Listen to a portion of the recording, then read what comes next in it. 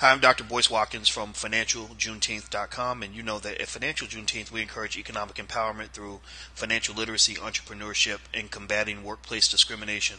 I am here with I would call him a young brother, but I don't even want to describe it that way because I told him that he makes me think he's an OG because he's done so many things.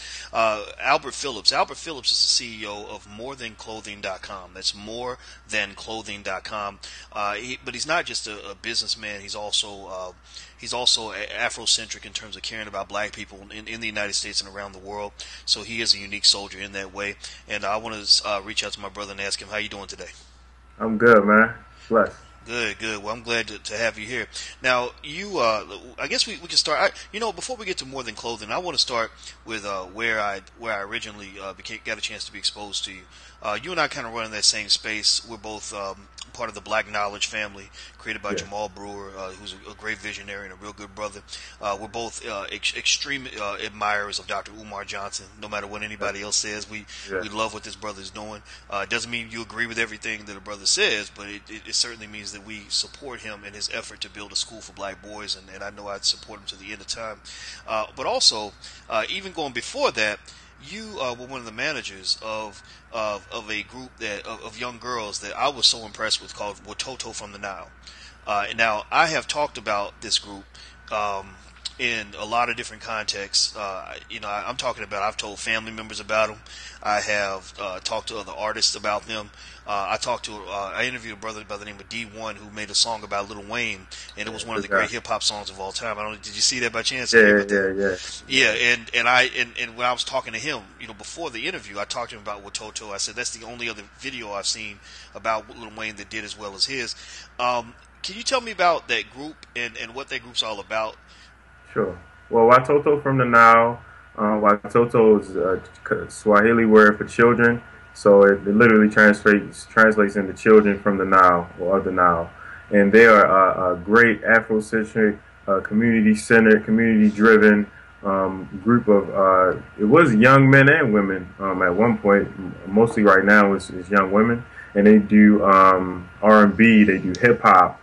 And they take a lot of songs that are on the radio, that are generally self-destructive, very genocidal, violent, a lot of high sex kind of songs, Nicki Minaj, Lil Wayne, you name them. And they take the songs and they put a positive message because they believe the production is great on a lot of these songs. The beats are jamming, got everybody head nodding. So what if we put some positive lyrics to these songs? So they came out around about 2009, 2010.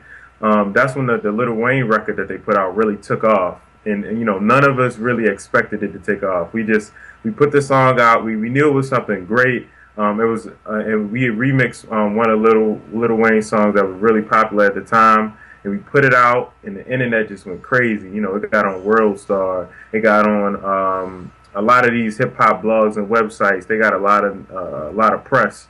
A lot of people want to do interviews and stuff like that. And so they just took that momentum and ran with it. They put out 2 mixtapes that are available for free on datpiff.com. That's DATPIFF.com. People want to go in there and download that music. And they also are working on putting out an album soon. Yeah, they, I remember just on YouTube alone, I could have sworn I saw a version of their video that had almost 1 million views, and that was just on YouTube. I mean, all the other sites, I imagine, led to the several millions, and they deserved it. I mean, these young ladies are not just conscientious, but they're extremely talented. And I was, in fact, just today I put a song on their wall, the one that they did, I Won't Quit. And I love that song because it's a great song to listen to, but the message is so powerful, and it links into so many things that I've been talking to people about recently. When I talked to psychologist Dr. Monica Ogando, she said that when you repeat a chorus, it's going to sink into your subconscious. So whether you're repeating, I won't quit, I won't quit, I won't quit, that's going to sink in. Or if you're repeating, all I want for my birthday is a big booty hoe, the 2 Chainz song, that's going to sink into your conscious. So we got to really think about what we're consuming as people, what we're not just physically eating, but what we're psychologically eating. And a lot of people out here making money feeding us poison. So I love Watoto, and I'm going to just say right now before we move on to everybody watching, please, please, please do not underestimate your role in supporting this. We are part of a war right now, the war for the souls of our children. Everybody's a soldier. So go to the website. What's the site again? They can go to datpiff.com, datpiff.com, and you search Watoto from the Now, and both of their mixtapes will come up. They're absolutely free, and I encourage you to go download them. There you go. Download it. It's free, so you ain't got no excuse. Yeah. But download it for your kids. I guarantee you will love the music. You will love it as if it was made by 2 Chainz or somebody else. You know, there's talent all over the place. So, and in fact, I don't recommend listening to 2 Chainz. I don't mess with that stuff. But okay. So let's move on to the next thing. Let's talk about your company, and then we'll sort of integrate that with some other ways that we know each other. Now, morethanclothing.com. Now, you graduated just a few years ago from Morgan State University with a degree in journalism. So you're an educated brother. You're involved in the community. You told me you work with a program called the Choice Program, which we'll talk about that as well. But morethanclothing.com, the name almost sounds self-explanatory. More Than Clothing. What is the more? The more is the power that we put into our clothing. You know, I when I see clothing, well, backtrack. When I even think of just T-shirts and how I really got into this, just looking at clothing and seeing ways that not only I can make it better. So I started to look at clothes like, you know, what if I change that font? What if I put the logo right there? Or what if I change the color scheme? And that kind of extended to, well, what if this clothing really represented us? You know, what if we really created clothing that could give back to the community, that could be just as fly and just as nice and just as good quality as all the other stuff, but we know where it comes from. We know the owners. You know, we can call up the owners and talk to them and see kind of like what the vision is for this clothing. So that's what it was all about. It was all about giving back to the community, also creating inexpensive apparel, something that's fresh, art. You know, I'm working with local graphic designers. I got printers working with me. So the whole vision for More Than Clothing is just for people to represent something that's literally more than clothing. One of the initiatives that I want to help fund is it's a local market, black-owned market, and it's in the middle of a food desert. You know, and people that don't necessarily know what that means is that it's very hard to find fresh fruits and vegetables in that area. So I said, look, how about, you know, a portion of a shirt go towards that? Another initiative that I want to support is a school, independent school called Inseroma Academy. And you're an educator, so you probably can tell me on your hand how many schools you know that teach yoga to young children, young black children, that teach meditation, you know, that teach martial arts, on top of all the other stuff. But they're teaching them a holistic way of educating children. You know, they're teaching them drumming. It's amazing what I see these young people do. So that's another initiative. And then another one is the Great Blacks in Wax Museum here in Baltimore City. And I remember going there as a child and learning about my history and culture. They have a slave ship kind of exhibition there where you can go through there. You can see some wax figures kind of depicting what we had to go through. The lynching, the castration, the molestation, all of this stuff that we had to go through. It's there, and it takes you through a cycle. You know, it goes to the civil rights movements, the human rights movements. It goes all the way up. You know, they even have a depiction of Obama there. So it's a very good educational place to go. So, I mean, these places sound brilliant to me. You know what I mean? They are places that I feel like our people need to support. And so I said, how can we make it twofold? How can you buy some thought-provoking, you know, innovative clothing and also give back to your community? And that was the vision for morethanclothing.com. Wow. Okay. So More Than Clothing, it sounds like it's a lot more than clothing. So you're talking about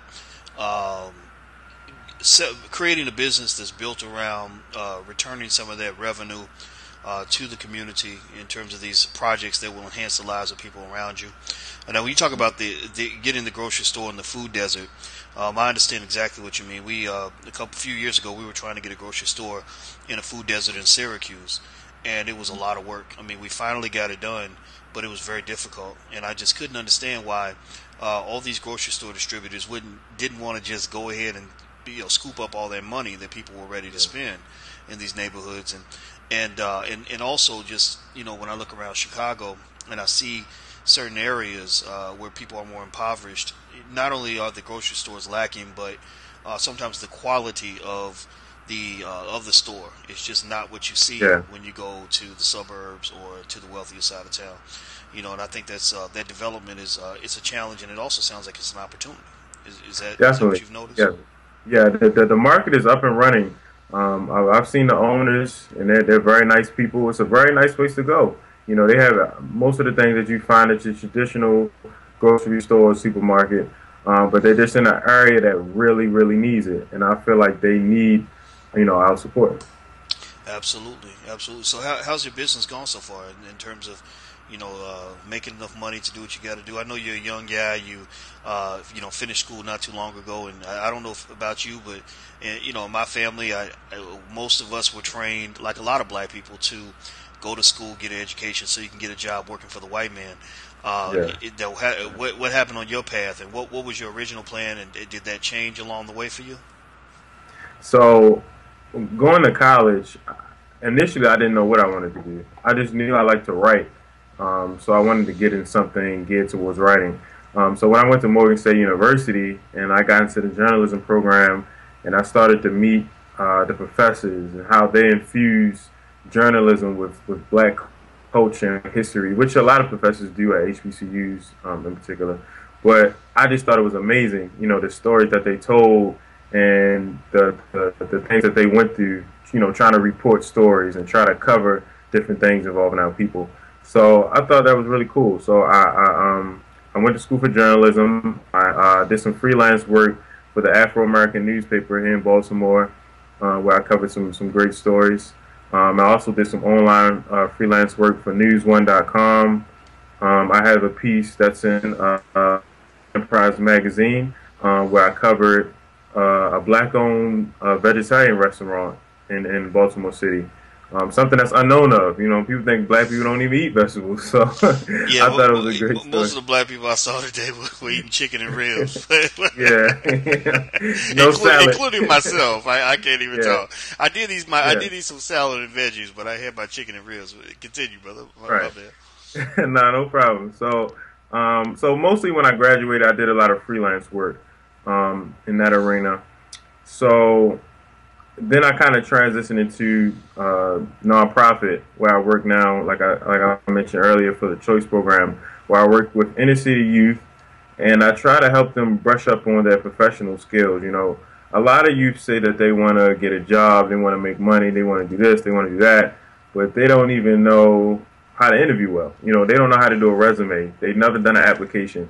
A lot of times a parent might not have time or might not even care that they know how to do these basic skills. So I work with the youth on that. So I'm a job coach and a mentor to many great young people with great ideas, with great skills, and they just need a little help, just like I did, just like we all do. So I do that. And, on top of the fundraising effort that I'm doing right now for More Than Clothing. So the company hasn't officially launched. I did a fundraiser through teespring.com, and that's a place where it's similar to a Kickstarter or any other crowdfunding website where you can put your designs on a shirt and you can, let's say you want to sell 20 shirts. So if you sell those 20 shirts, they'll print them and they'll ship them for you. So it's no upfront cost. So I did that just to kind of see what people thought about some of my designs, what people thought about some of my ideas for clothing, and what they represented. And most people really enjoyed them. I sold quite a few shirts that way. And so I said, well, let's launch this into a full-fledged clothing line where people can go online and they can purchase the clothing. We can ship it right to them. So that's the whole story. Well, I love it. I love it. It reminds me of another great black T-shirt company, Dangerous Negro. If Oh, you know yeah. them. Yeah, Yeah. yeah. You know Trey? Do you know Trey Baker by chance? One of the Yeah, I founders. do. I Yeah. do. He worked with me. Well, I still manage another online venture, realityspeaksbookstore.com, and he actually helped us with creating kind of like the template for our new website that's going to be launching next year for that business. So he's a great guy. I love his clothing, and my idea and his ideas are right along down the same path. Yeah, I really respect Trey a lot because Trey is he's very close to my brother. Trey, I respect Trey because he's very well educated. If I'm not mistaken, I think he went to Harvard. Yeah, But he cares deeply about his community, and he's absolutely determined to bring that skill back to his people, which you don't see that with a lot of folks. You see a lot of folks going to the corporate route, the big firm route, which is fine. I mean, I'm not necessarily criticizing that, but I think people should consider the idea that the reality that's presented to you may not be the best reality for you. That if you are stressed out in the life that you're living, there might be a better life out there for you that might be outside of the plantation. And the other thing I like about Trey that I just think is remarkable is Trey thinks really big. Like I still remember when Trey Trey said he always sends me these emails with these, I mean, big ideas. This is what tells me his brother's going to be a billionaire one day or something. But he sent me over a proposal, a very serious proposal on how black people could buy the Los Angeles Clippers during the Donald Sterling oh thing. yeah, And then he had yeah, sent me something else about how black people could form their own political party. I mean, most of Trey's ideas are very big and grand and very intelligently designed, and it's unfortunate that you don't have these Silicon Valley people that where they'll give these young white entrepreneurs $3 million to implement their idea. I think a guy like Trey literally could take a $3 million in seed funding and turn that into a $200 million company, maybe more, definitely. maybe a billion. I don't know. And so we got a lot of brilliance like that out there, yourself included. Now, I want to talk for a second about Dr. Umar Johnson and he's running a project in which he's raising money for a school for black boys. Dr. Johnson is an interesting guy because it seems like a lot of people really love him, and then recently you've had people that really have an issue with him. What is your take on Dr. Johnson, and how do you feel about him building the school and everything he's working on?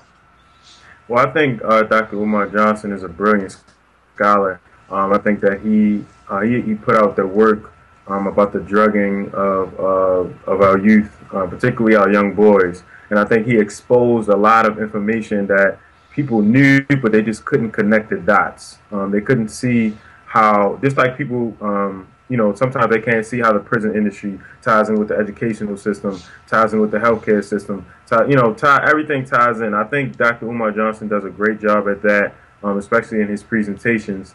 And I think the idea for building a school exclusively for black boys is great. Black boys, they need a lot of individual, personal help with their development. And I think that an institution designed around that will be extremely uplifting, especially when we think about generations and generations from now, how this type of school can really impact our community. So I'm all in support of Dr. Umar Johnson. I know he has a lot of critics, but they say when you're doing the right thing, you're always going to get a lot of critics. You're always going to get people with opinions. For everybody that has an opinion, where's your school? Where's your idea for institution?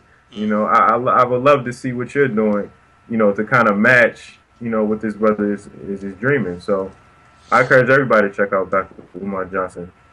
Well, I couldn't agree with you more. I think that what we have to realize is that you don't have to agree with every position a person has to support some of what they do. I mean, we get to the point where we think that because we disagree with a person on one issue, that they're just beyond redemption. That literally, because I don't like that last thing that you said, that nullifies every single thing you've done good for the world for anybody, and you have no right to do any more good for the world.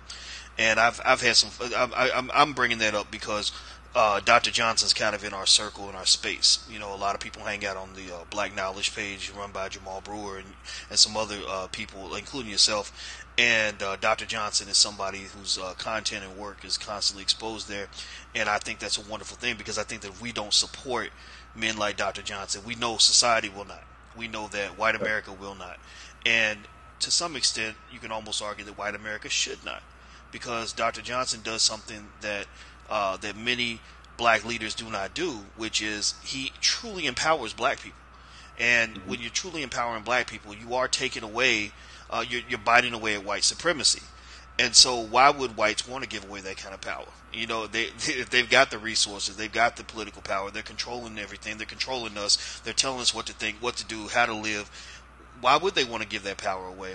You have to take it away. And that's what I like Right. about Dr. Johnson. He takes it away. Your thoughts? Hmm. Yeah, I mean, people in the age of Obama, people want to act like racism was like this old thing back in the '60s, as if it disappeared. And I just think that he does a great job at exposing it. He does a great job at educating people. And the business, realityspeaksbookstore.com, with me and Brother Jabari, we spoke of earlier. We brought a lot of tremendous scholars to town to talk about different issues like that, from Dick Gregory, the legendary comedian, to Dr. Francis Cress Welsing, to Neely Fuller, to a lot of scholars who really talk about racism and hit it head on, and that's why I really respect a brother like him. Mm. Yeah, I respect him too. And he was just on my mind because I had a big fight with a friend about this, and it was a private fight, so I can only reveal so much. But literally, this person told me that she said, "Well, if I had known that you support a bigot like Dr. Umar Johnson, I never would have supported your new paradigm event." And I said, "What does one have to do with the other?" So Right, you're telling me that I don't deserve your support for the things I'm trying to do for my community because you're upset that I support one thing being done by another person that you don't agree with. I said right, that's a form of terrorism.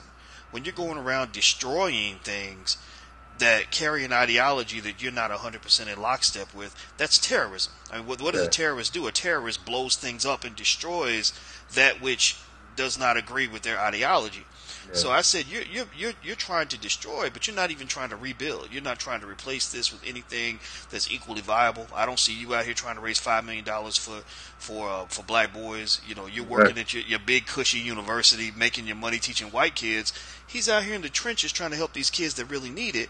So I told her to go to hell. I mean, and I just had to be honest. I said, if that's the price of our friendship, then obviously we can't be friends. Because hmm, I'm not gonna, I've heard you say so many things that I didn't agree with, but never once did I say I can't support you in anything you do because you said something I agree with. yeah, That's wrong. I wanted to bring up Dr. Johnson because I know you and I both know him and respect him, and I wanted to just kind of lay that out there. In this war that we are in for our children, for our future, for our community, we have to support the builders who are building for the next generation. That's why I respect you so much because you are building for the next generation. I don't care if your company makes $1 million a year or $0 a year. You're building something. So when you retire and you're done, you'll pass something to your children. A lot of these folks sitting in these corporate jobs, they're going to get a gold watch on retirement day, a thank you, and somebody will be sitting in the same seat 5 days after they're dead. yep, So my argument is that we have to support each other. We've got to support those who are trying to escape from the plantation and those who are trying to do great things, man. And you're certainly at the top of that list. So I'm going to go down the list, and I want you to make sure, I want you to let me know if I miss anything. I want everybody to go to morethanclothing.com, and you can support Mr. Phillips' business. Just make a donation. I don't care if you leave $5, $10, $100. Remember that every other day we're donating money to Walmart and Target and Kmart and all these companies that are doing nothing for our community. yep, So why not give a few dollars to somebody who's going to do something for your community? He also is one of the owners of the realityspeaksbookstore.com. It's realityspeaksbookstore.com. Go there, buy a book, support, make a donation, do what you got to do. We got to support each other.